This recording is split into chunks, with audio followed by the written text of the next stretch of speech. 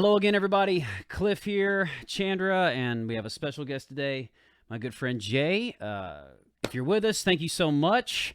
This is not gospel. You annoyed again when I cross my legs? Not today. But when you asked me that, I just did. First time we did this, she stopped me. She's like, I just got immediately annoyed when you cross your legs. And I was like, but I'm just getting comfortable. We're going to talk. No, we have a problem. I think he turns on like a Clifton show. But he says he's not doing that. I'm not doing that. He's lying. Well, I am not doing that. Anyways, somebody's got to be a rudder on this thing. So What's a rudder? Rudder? Like a boat? Yes, like a boat. On this cruise we're taking called the Not Gospel Podcast today, I think before we dive into like anything else, we all just watched The Batman. Yesterday, right? We're going to start with The Batman. I got excited all of a sudden. I'm not sure when this podcast is going to air, but we're filming on a Monday. We watched it yesterday. Was this opening weekend? Was this the opening weekend? I think so. Yeah. So, this is going to... Are we going to do spoiler free, or are we not going to... At this point in the game... I don't think you can do spoilers. It's too early. Like, so many people haven't seen it yet. Okay. So, but we can... Okay. We could assess likes and dislikes without being crazy spoilers. Okay. We're going to try to make this as spoiler-free as possible then. I have a question. Okay. Before we start. All right. Well, I mean, it's on camera. But before happened. we... that question would have come before. But I mean, like, before we get into this Batman. We already prayed. Do we have... Is there a consensus on what the last best Batman was? Was it with Heath Ledger as the Joker? We probably should have just... Was the Dark Knight the best? Said it at the same time. No, okay. What do you think? Batman actor... Because that's what I'm kind of Batman actor or Batman movie? Batman movie. Okay, well, we'll talk actors and movies. We'll go through the whole deal. Michael Keaton, I mean. Last best Batman movie. The Dark Knight. Not The Dark Knight Rises? I don't know which one that is. That's the one with Heath Ledger. That's the one with Tom Hardy, and he's like, Victory. Yeah, that was good. You know. That was a really good impression. The Dark Knight. Yeah, me too. Obviously, I prefer the second one. The third one, I have some complaints with. I didn't like how Christian Bale got way too. What do you want, Bruce Wayne's fingerprints? You know, he just got real like crazy deep when he was Batman. I wasn't a big fan of that. I think all the voiceover acting overall, I was like, like his body, his physicality, though, he was a wonderful Batman. Yeah, not like Ben my, Affleck got weird looking. See, as dudes, you may be different from me. I appreciated the size Ben Affleck brought to the role because that was part of Batman's thing in the comic. He was a brawler, you know what I'm saying? Like, so part of the reason why he would smack people around and give criminals a hard time is because he was a big kind of brawler, brutish looking dude. I appreciated that. Now, Christian Bale definitely had more of the like ninjutsu kind of vibe, you know, like a little karate. Bruce Lee but he still had that body where he's big in the shoulders. And he was. Listen, if you're gonna play any of those roles, Spider-Man, Batman, whatever, you got to be fit. It's just fitness. But that's what I was gonna say is I saw an interview with Robert Pattinson. He talked about how he was so sick of eating fish and vegetables, and I expected him to be larger, and he just wasn't. Fish and vegetables, but that would be like a cutting. Yeah, I think he was just on a like my brother was saying. I went to the movies with him. Yeah, he was like he needed to be more on a bulk diet instead of like a cutting diet. Well, his suit was kind of designed to look like it had more kind of armor on it, and it had like more kind of gadgetry. I guess the best way to say it, all Batmen have gadgetry, but it's like this one looked a little bit more realistic, in my opinion. Yeah. Like if you had stuff on you, there would be pockets. If it wouldn't just magically come out of this yellow utility belt that, you know, shark repellent this big. I just thought he'd be bigger, like more muscular and stuff. I don't know that you could and have everything that he had on him. Well, see, I have a take on that. This is the third shift Batman. Yeah. So he's pale. He doesn't have time to work out. He always skips leg day. He has no social life. It's the third shift Batman. It's third shift Batman. If you've ever worked third shift, you know. Do you think they're like, how many times we can't do Batman the same way? It's been done so many times. Can we, how can we do it differently? I wonder if My brother said emo Batman. Yeah. emo Batman. Well, that's what. If you seriously, if you think about Spider-Man 3, Tobey Maguire, the scene when he like spins around, he's like walking or doing the dance thing, like like that in the hair. Okay, so getting back to last best Batman, we think is, and the Batman v Superman, the Justice League, those don't count. No. Here's the deal. The reason I say they don't count because Zack Snyder's cut, the Snyder cut of Justice League, awesome. So good, really good. But the thing is, Ben Affleck didn't have to carry his own movie. He has an ensemble cast of a bunch of different big heroes, and so he can lean on that like crazy. I could just forget he was Batman. Like, really, all his movies were forgettable, except for that one fight with Superman. But it was more because it's like, who would win in a fight between Batman and Superman? It's not as bad as like George Clooney Batman. Like, well, my mom pointed out, if I'm allowed to bring her up, there was a whole thing. Now we can't have this. Now I really bad want to have this clip. There's no way we can have it. There was a whole thing, let me tell you. I don't She know doesn't if we can watch bring him her anymore. You need to start saying, this female friend I know, she brought this up. Anyways, my mother said, what were we talking about? Oh, she missed the Debonair Batman who went to like gala events and stuff like that. You know, that wasn't in this at all. So. I mean, he went to a funeral, and that was the fanciest thing he went to. You and I, we haven't talked about it. Jay and I talked a little.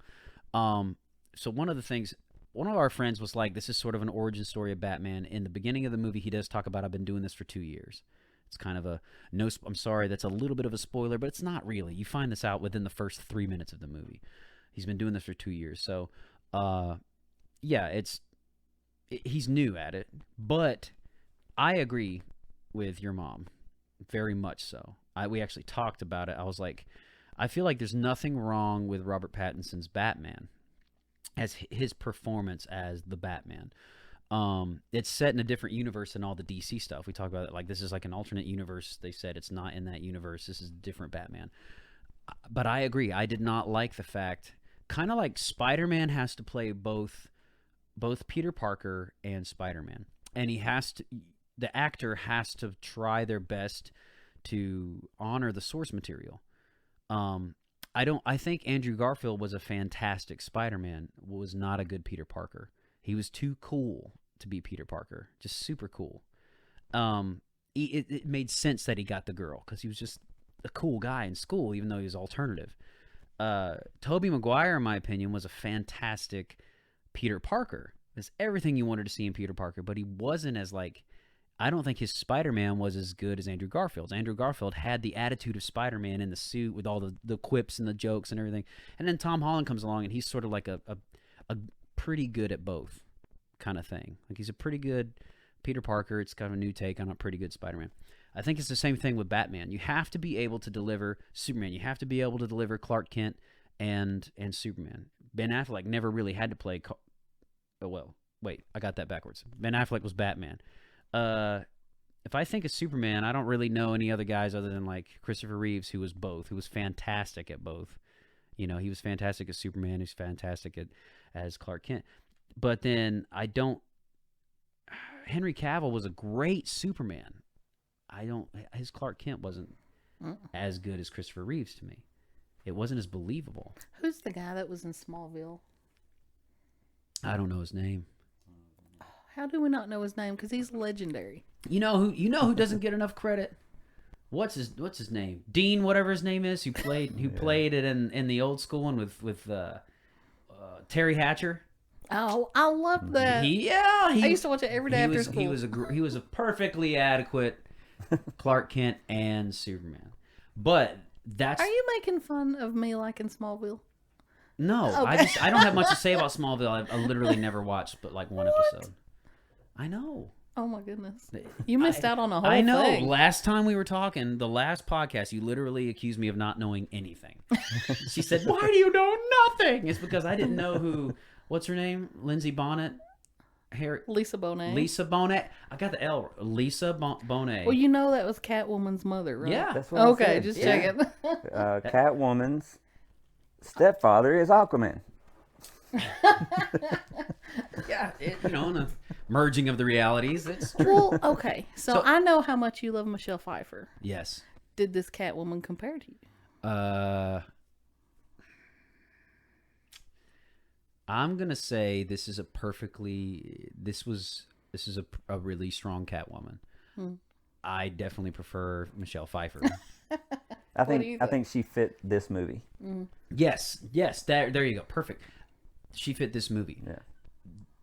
She was better. I liked her as Catwoman and Selena Kyle better than I liked Robert Pattinson as Batman and Bruce Wayne, because like we were saying, in this movie, this is not really spoiler, they focus a lot on the detective version, and me and you and our friend Andy talked about it, the detective version of Batman in this that you don't get in the other movies. You don't get hardly any cooperation with the police force in the other movies, which is something that I like. It was sort of like a nod to the old school Batman series, like way back then, because the police used to call him, Adam West used to call him, and he'd come in and investigate the crime scene. You got that. I vaguely remember. You got a lot of that coolness in this, where he was the detective and he's figuring it out.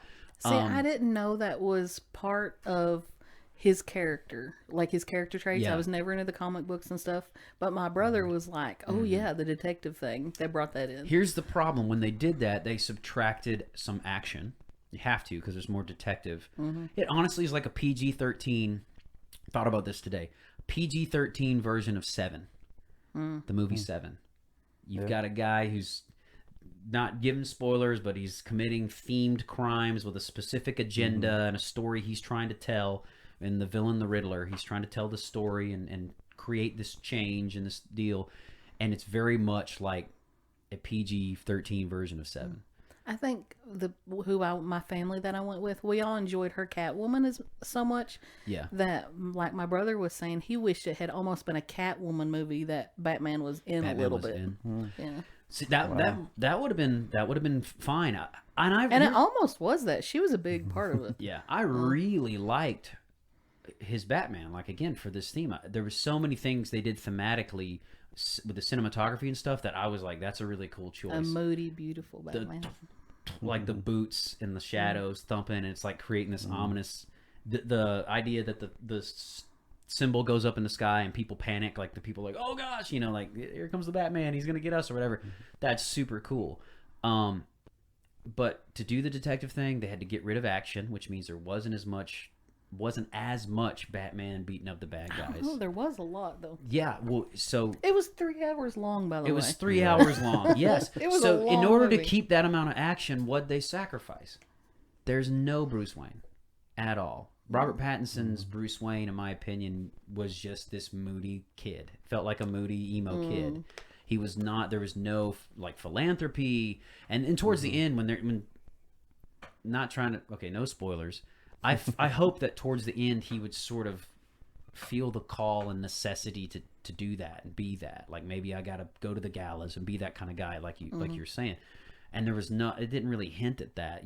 He just was Batman basically the entire movie, which was fine, did a great job. But his Bruce Wayne to me was not, as a sort of a comic enthusiast, I wasn't excited about it. I was like, his Bruce Wayne's all right. I'm not gonna trash the movie because his Bruce Wayne was bad.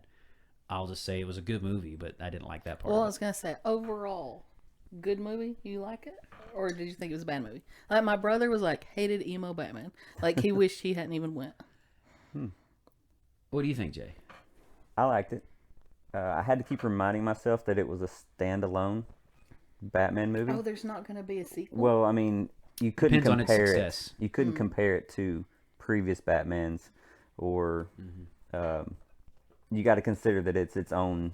It's telling universe. its own story, doing something. So I did keep reminding myself that. So I liked it overall as a movie. I'd watch it again. Yeah. So in my opinion, the pacing was a little off. In my opinion, it's a really good 2.5 hour movie. I feel like as a 3 hour movie, the pacing made it like. I might watch it again sometime, but I don't have like a desire, like a super desire. I can walk away from it, giving it a thumbs up, and be like, I enjoyed myself. But at 3 hours, I was like, okay, At 2.5 hours, yeah, it's definitely a really good movie at that point. But like if you put, Marvel's new the Spider-Man 3 No Way Home or whatever movie, it was 2.5 hours, 2:35.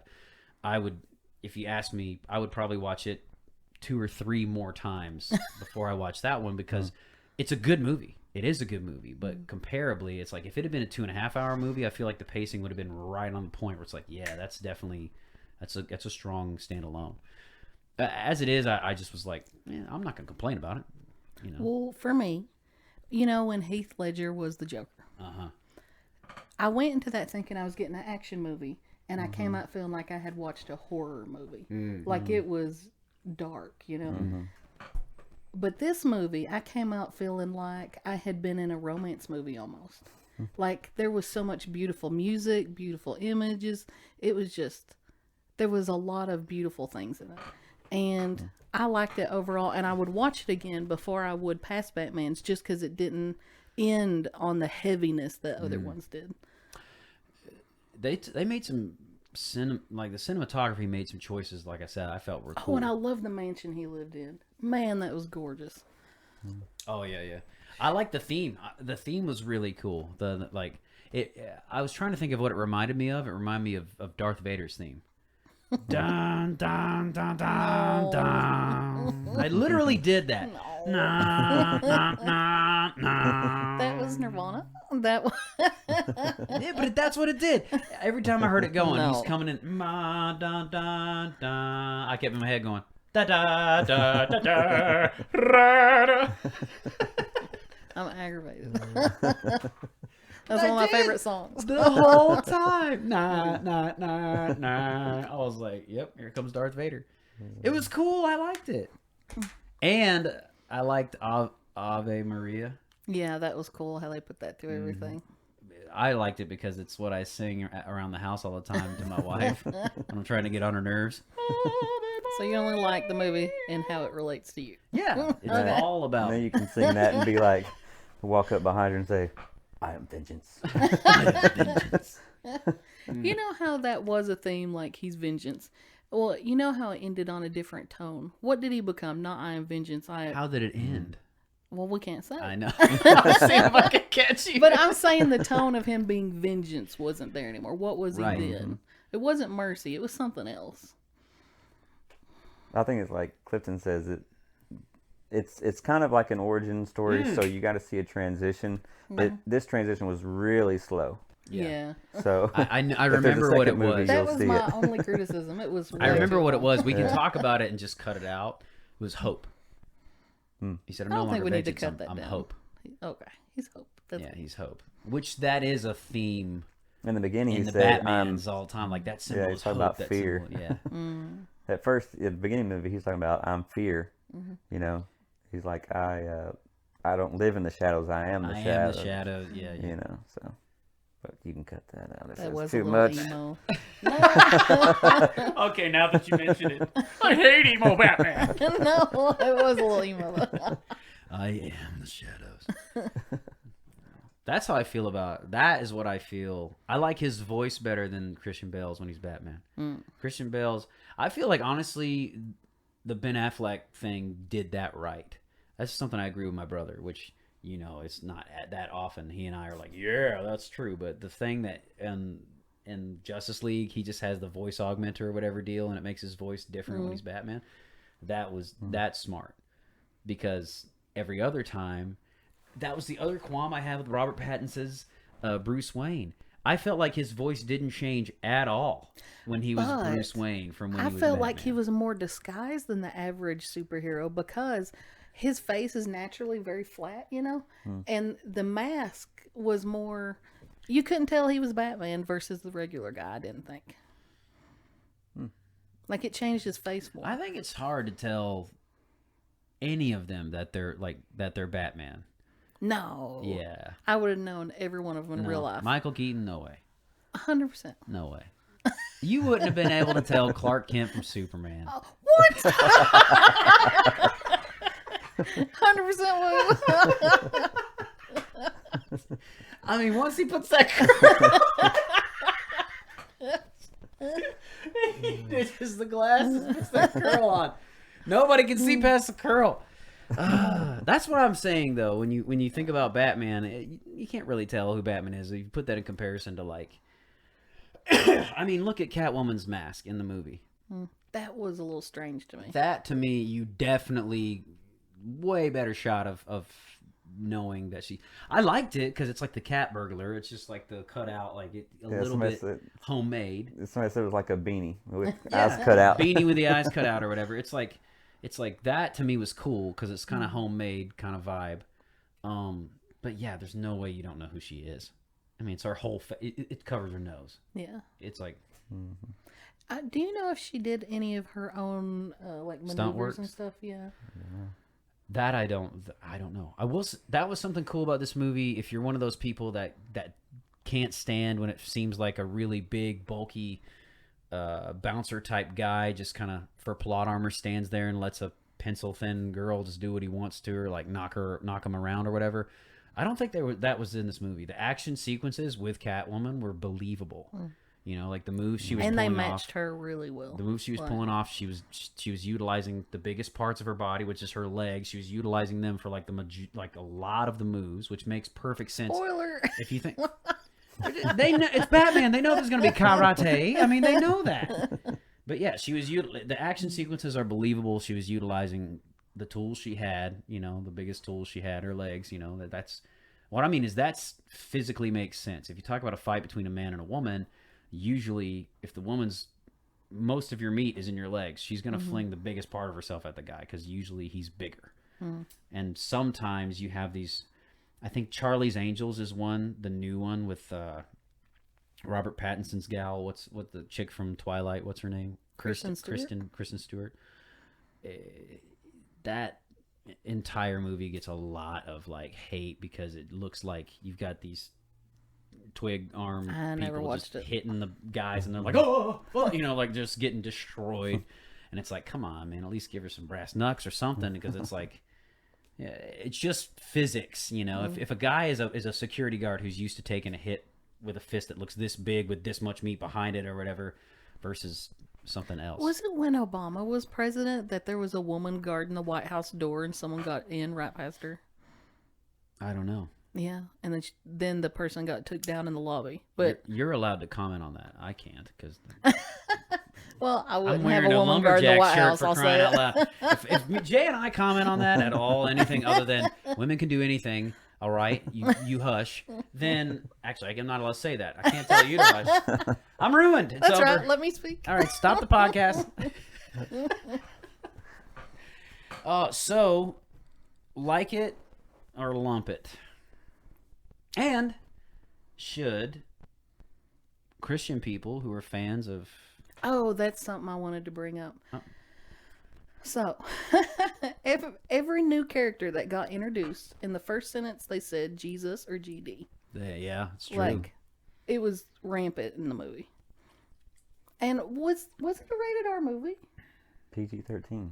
So were they trying to have swear words that wouldn't cause them to get a rated R? I think so. To make it a little bit edgy. That can be, I mean, that is sometimes an objective of the writing, is like, we need to be edgy, so we need to create these emotional feelings with certain characters.